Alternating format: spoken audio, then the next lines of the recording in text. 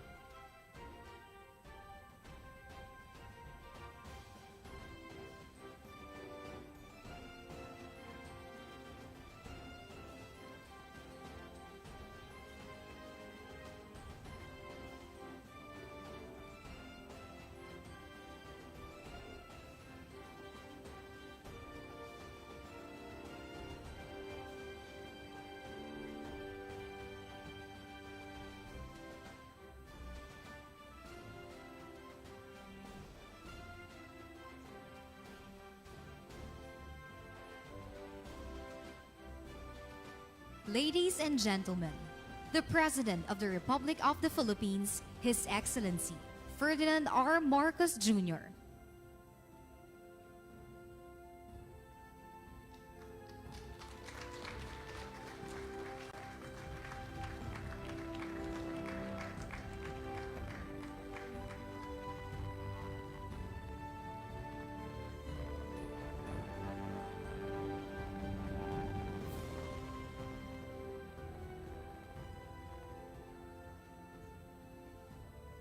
We may now be seated. Ladies and gentlemen, good afternoon and welcome to the 2022 Galing Pook Awards. We are gathered here today to recognize another batch of outstanding local governance programs for the year 2022. To formally begin, may we call on Galing Pook Foundation Chairperson, Mr. Mel Sarmiento, to deliver his welcome remarks.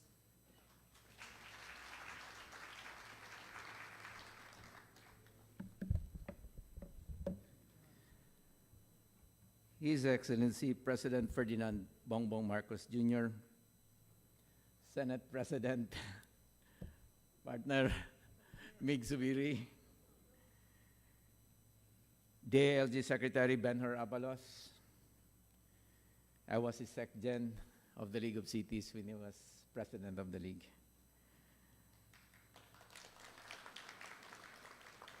My colleague in the House of Representatives, PMS Secretary Maracinaida Angpin, Mayor Joseph Bernos, the National President of the League of Municipalities of the Philippines, governors, mayors, and other elected officials present today representing the top 18 finalists of the 2022 Galing Pook Awards.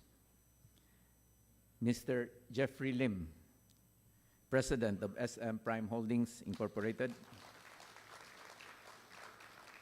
Roxanne Gochico of Cebu Pacific, the Chairperson of Airspeed, Rosemary Rafael, Asia Foundation Country Director Sam Chitik,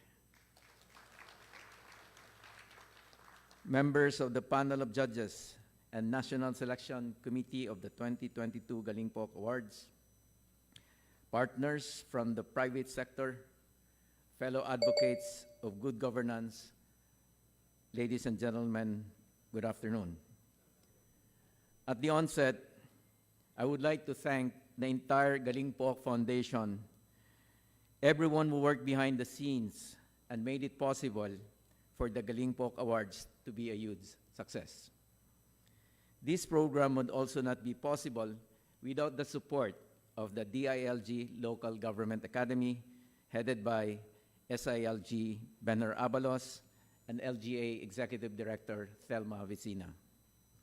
To our Board of Judges, Dr. Chito Salazar, former Flag Officer in Command of the Philippine Navy, Vice Admiral Alex Pama, Mr.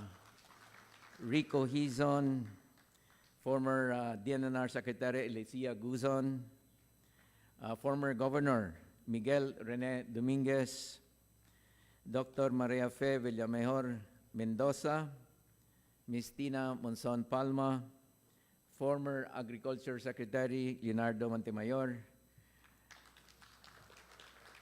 and of course, the Chairperson, Secretary Benhur Abalos. Again, thank you very much for taking the time to assess this year's finalists. Thank you to our institutional partners, especially SM Prime Holdings, led by Mr. Hans C. and Mr. Jeffrey Lim. I cannot emphasize enough the importance of the participation of the private sector alongside the government and civil society in steering economic growth. Of course, thank you very much to His Excellency Ferdinand Marcos Jr. for gracing us with your presence. We are very grateful for the opportunity to share that we do at Galing Pook, and we are one with you and the Philippine government in attaining Ambition Natin 2040, where Filipinos enjoy a strongly rooted, comfortable, and secure life. The Galing Pook Awards is only one of the many initiatives where Filipinos directly benefit from excellent local governance. In fact, for this initiative alone, we have awarded more than 319 programs from at least 180 local governments and alliances for the past 28 years.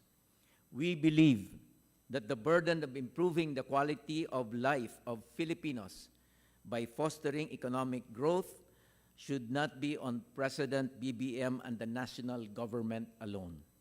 Each one of us should contribute to accomplish this goal.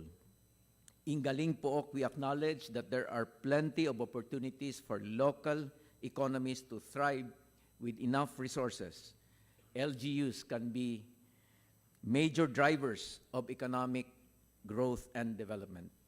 We aspire to harness the potential by inciting continuous knowledge sharing among LGUs so that they too can implement innovative and adaptive projects for their local communities. As I've said before, in school, cheating is prohibited. In government, however, we are encouraged to copy best practices because proof of concept is a very powerful indicator of the success of our projects. More importantly, I'd like to express my deepest gratitude to all the local executives and LGU teams that participated this year. Your commitment to public service will not go unnoticed. It's truly inspiring to see the impact of the work that you do, and I'm sure you brought value to many Filipinos all over the country. Our collaborations bring us closer to realizing our shared vision na ang bawat pamilyang Pilipino ay magkakaroon ng simple pero komportableng buhay. Thank you very much and have a pleasant afternoon to all. Thank you, Mr. Mel Sarmiento. At this point, we will introduce the 18 finalists of the 2022 Galing Pook Awards. May we request the LG representative to stand up from your seat and wave your hand before the audience. The Green Wall of Alcala, represented by Mayor Tin Antonio.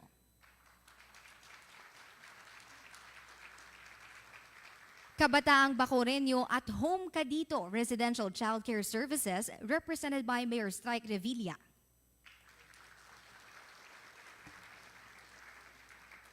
Advancing and sustaining good governance and community actions towards resiliency and empowerment, or ASTUGER, represented by Governor Jim Hataman. One Bataan Seal of Healthy Barangay, represented by Governor Joet Garcia. Another one from Bataan, Bataan Public-Private Partnership Programs, represented by Governor Joet Garcia. Balik Binyan Project, Tourism Development through Heritage Conservation, represented by Mayor Arman Dimagila. Making Dreams Come True, providing better access to quality education in Cagayan de Oro City, represented by Ms. Alicia Anghay, Focal Person for Education, Local School Board. From Black to Green, Fish Ponds Ecotourism and Full Employment, represented by Punong Barangay Antonio Bolaños and Mayor Rafael Tanuatco. Mental Wellness Center for the Homeless, represented by Dr. Jojit Marbas, Assistant City Health Officer. Trekking to Unlock Community Ailments and Difficulties, or TUKAD program, represented by Mayor Marcel S. Pan. Barangay Hayangabon Health Services, represented by Punong Barangay Teresa Palencia. iBike program, a program continuing promoting the development of the Iloilo City bike culture, represented by Mayor Jerry Treñas.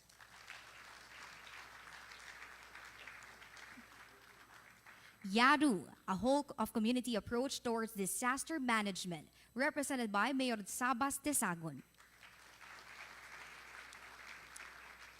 Libertad Fish Forever Savings Club, represented by Mayor Mary Jean Te. Creation of Community Leaders and Military Police Advisory Council, or CLAMP AC, represented by Mayor Raisa P. Langcuno.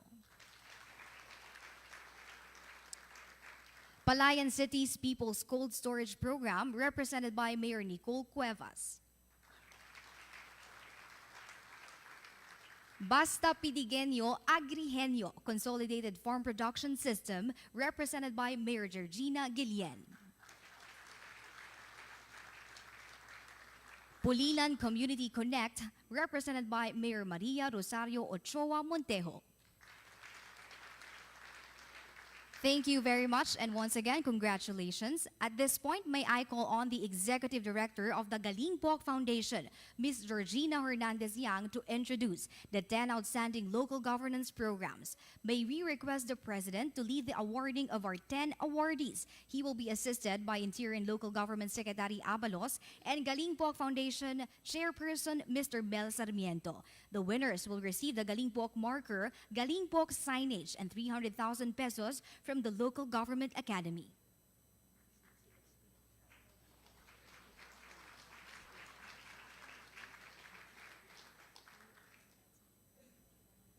May we also invite Senate President Juan Miguel Zubiri to come up on stage.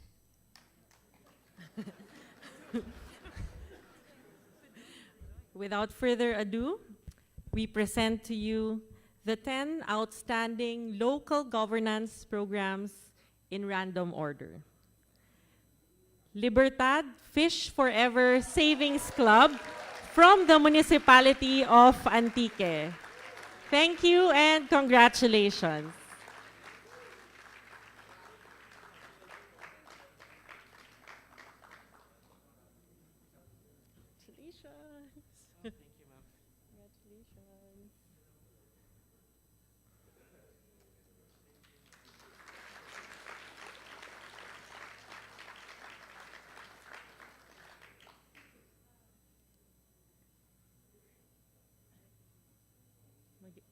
Magde-defend daw sila ulit.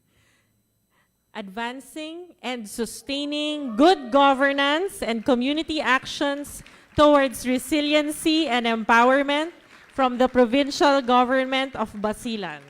Thank you and congratulations.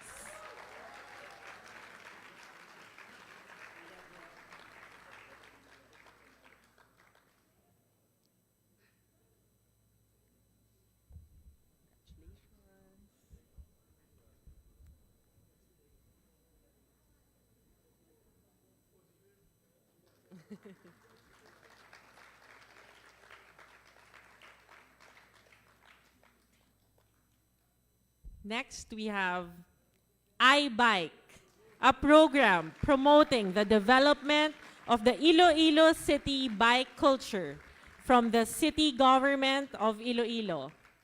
Thank you and congratulations.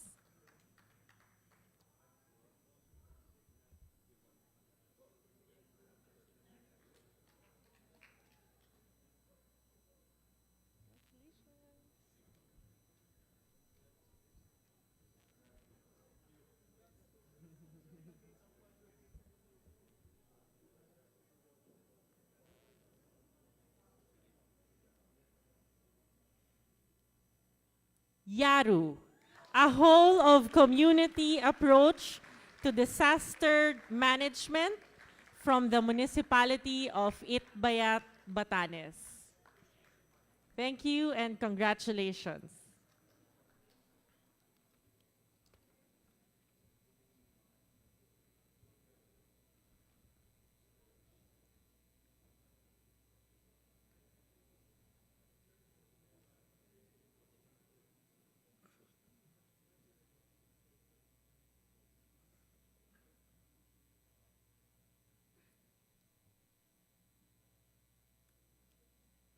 Bataan Public-Private Partnership Programs, Provincial Government of Bataan. Thank you and congratulations.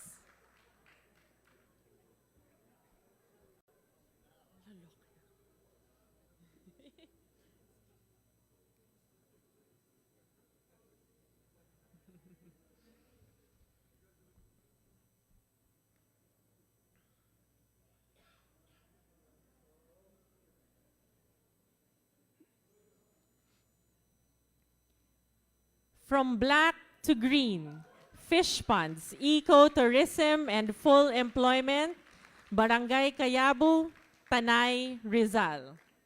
Thank you and congratulations.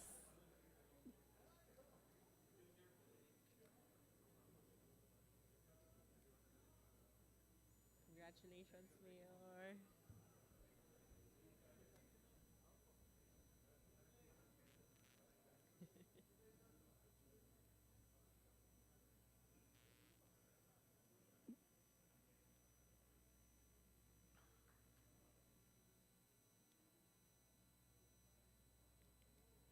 The Green Wall of Alcala from the municipality of Alcala, Cagayan.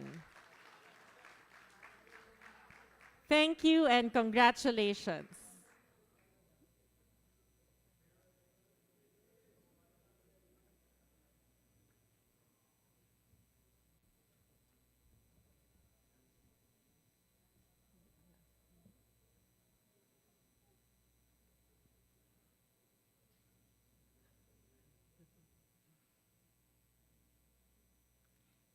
Trekking to unlock community ailments and difficulties. Tukad from the municipality of Goa, Camarines Sur.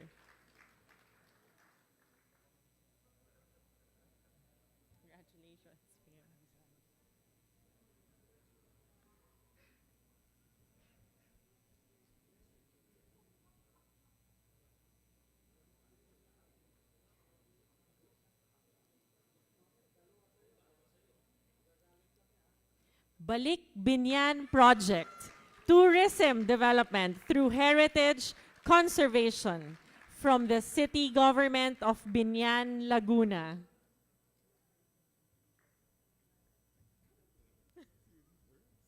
In no particular order. Last na yata. Pa-double check nga. Sabihin ko yung last.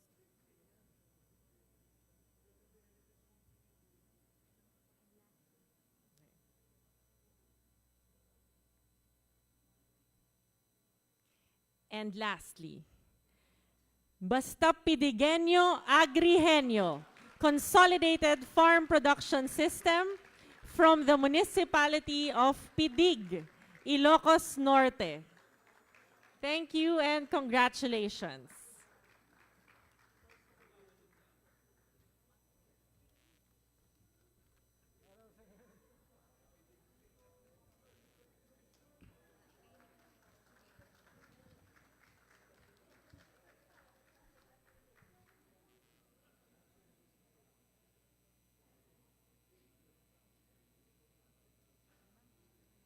Thank you, Mr. President, and congratulations to our top 10. At this juncture,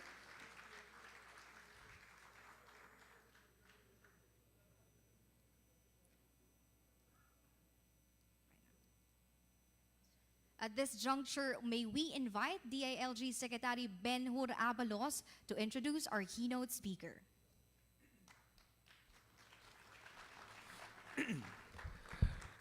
Ladies and gentlemen, the President of the Republic of the Philippines, His Excellency Ferdinand Romualdez Marcos, Jr.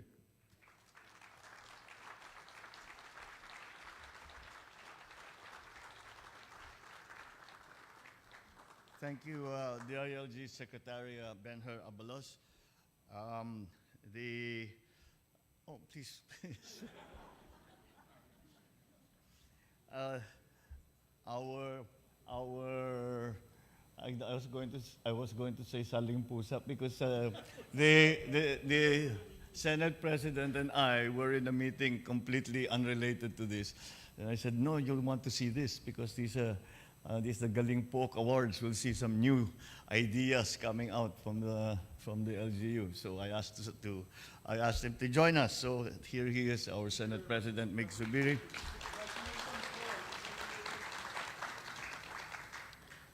Presidential Management Staff, Secretary Maria Zenaida Angpin, many of the congressmen's former colleague. Galing Pook Foundation Chairperson Mel Sarmiento, the Galing Pook Award recipients for 2022, all our fellow workers in government, other distinguished guests, ladies and gentlemen, our partners, especially in the private sector, without whom all of these projects which began in the 90s would not have progressed all of this time with the attendant advantages that you have given in terms of sharing best practices to all our local governments. So thank you for that. Distinguished guests, ladies and gentlemen, malugod na pagbati sa inyong lahat dito sa Palasyo ng Malacanang. It is my pleasure to welcome you here at the home of the Filipino people, especially local governments here that we recognize in this year's Galing Pook Awards. First of all, I congratulate the awardees, for they have formulated and implemented programs that provide innovative solutions to the common problems of our society. And that is particularly important in this day and age. As you may know, I just came back from the summit in ASEAN, and the summit, the leaders meeting for APEC. And siyempre, wala na kaming ibang napag-usapan kung hindi ang ekonomiya, ang sa defense and security dito sa Asia Pacific, at kung paano ang gagawin para maging mas masigla ang ating mga ekonomiya. At lahat tayo sinasabi ay kailangan natin magsimula ng panibago. This new society, this new, the new economy that we are facing is going to be very different from what we are used to. And a great part of it, a great part of our success will be to innovate. Kaya itong nangyayari pa sa Galing Pook Awards, ngayon talaga ay importante dahil hindi na talaga po pwede ang business as usual. Kailangan nag-iisip lagi tayo, ano ba yung pwede pang pagandahin? Ano pa yung hindi natin ginagawa na baka subukan natin, baka gumanda, baka maganda ang resulta. This is a kind of thing that we are going to be need because we are reinventing the global economy again. It will reinvent itself. We have to reinvent ourselves to be able to adjust to all of that. And that's where innovation comes in. And that's where cooperation also becomes very important. And in this case, the Galing Pook serves that purpose specifically, in that you share your best experiences, you share your ideas, and in a local setting. At it's very, usually, madali i-translate, madaling dalhin, ilipat, kung merong nagawa sa isang bayan, madaling ilipat sa kabilang bayan dahil it's already it was invented in a local setting which is easily replicated in other places. So your pursuit of good governance in your communities is truly commendable and is necessary. Therefore, I encourage you to continue your programs and advocacy so that you may inspire your fellow LGUs to also introduce innovative practices geared towards improving the lives of your constituents.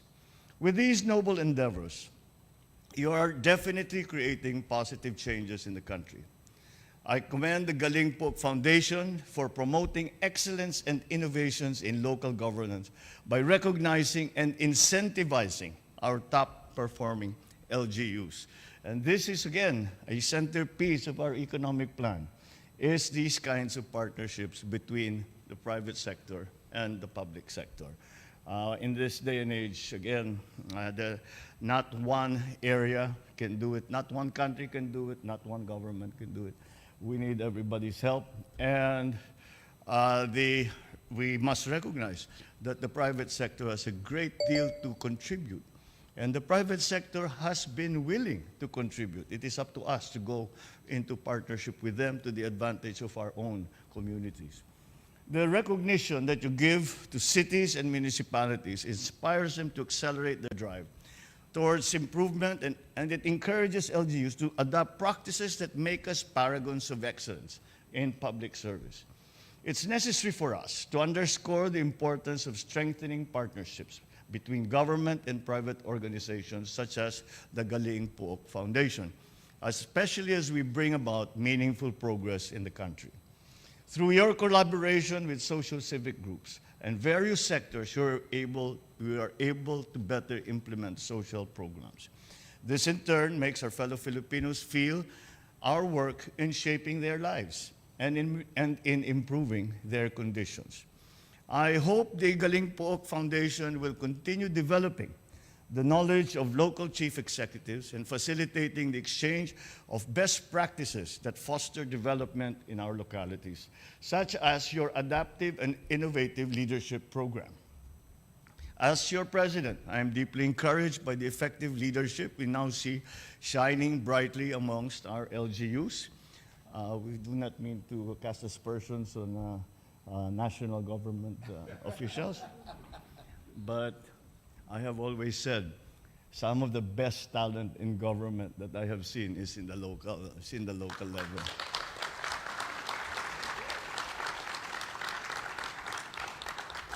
In the years of the pandemic, everyone benefited from your active response and prompt delivery of services. Perfect example. during the pandemic, the LGUs put in a sterling performance and to bring the, first of all, to take care of our people nung wala pa tayong bakuna, and then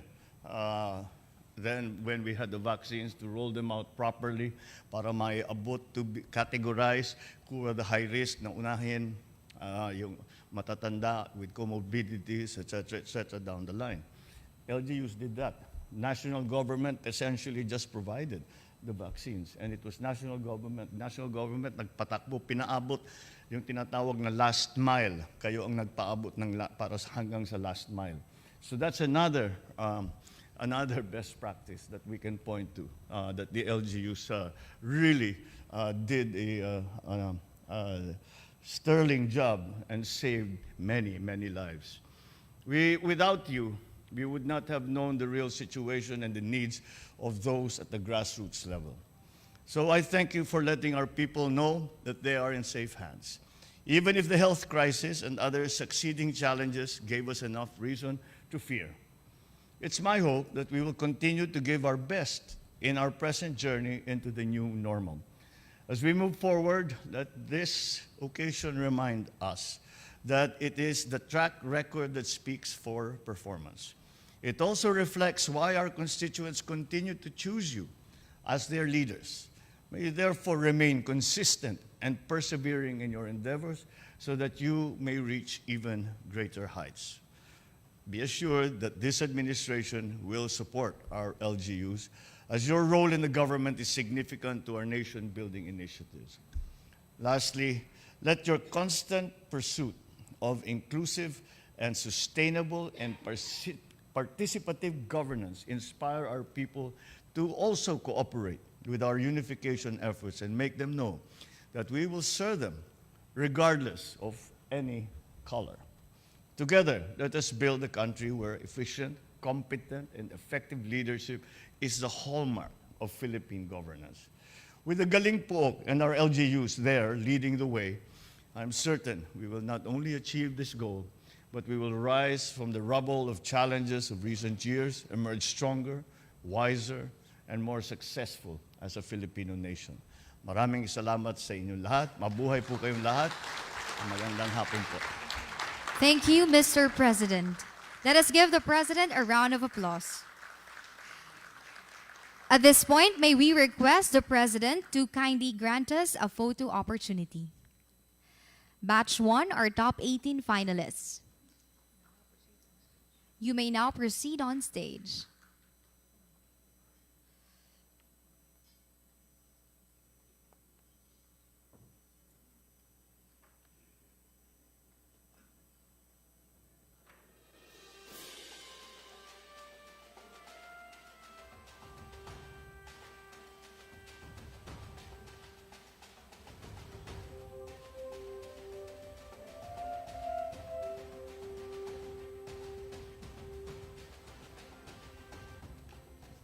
After batch 1 or batch 2, the top 10 winners, please remain on stage. Once again, our batch 2, top 10 winners, please remain on stage.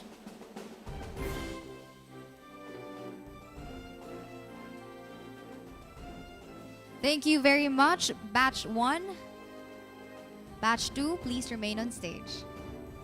For our finalists, please exit to your right.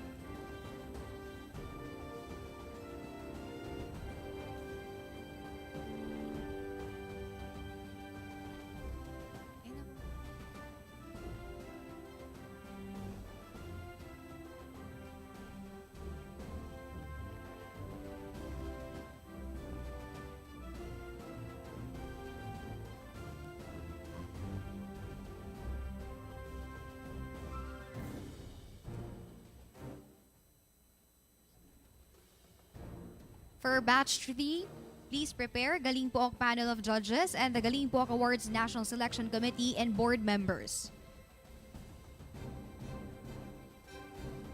Thank you, batch 2. Please exit to your left.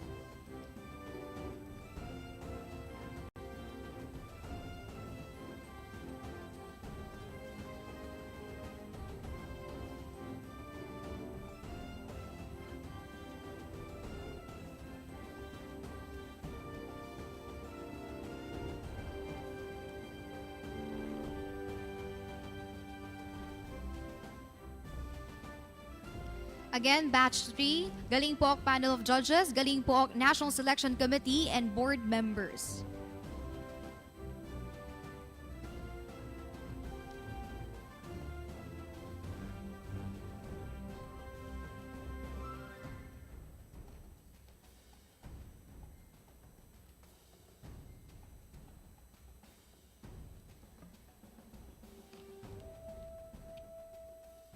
For our last batch, Galing Pook partners, please prepare. Batch 3, exit your left. Thank you.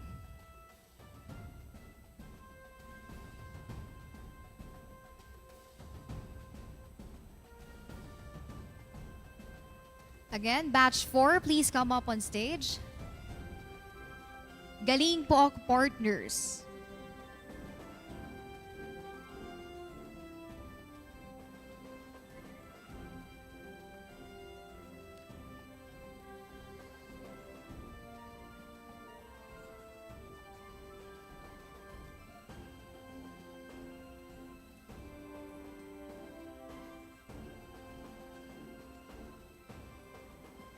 Thank you, Batch 4. Please exit to your left. Thank you very much, and congratulations to all our winners.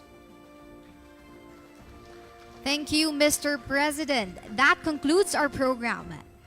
Thank you, President Bongbong Marcos, for gracing the 2022 Galing Pook Awards. Congratulations to the Galing Pook, our winners and finalists. Once again, ladies and gentlemen, His Excellency, President Ferdinand R. Marcos Jr.